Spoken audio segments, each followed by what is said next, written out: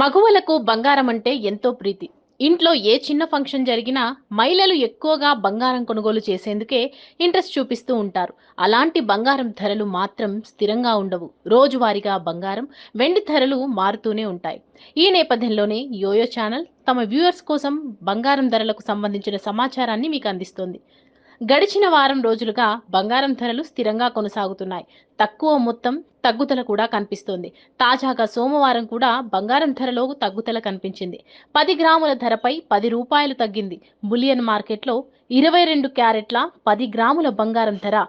57,190 ఉండగా, 22 క్యారెట్ల బంగారం ధర రూ.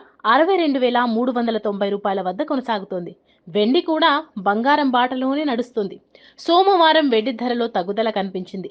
దేశంలోని పలు ప్రధాన నగరాల్లో కిలో వెండిపై రూ. 100 వరకు తగ్గింది. కిలో వెండి ధర రూ. 76,400గా ఉంది.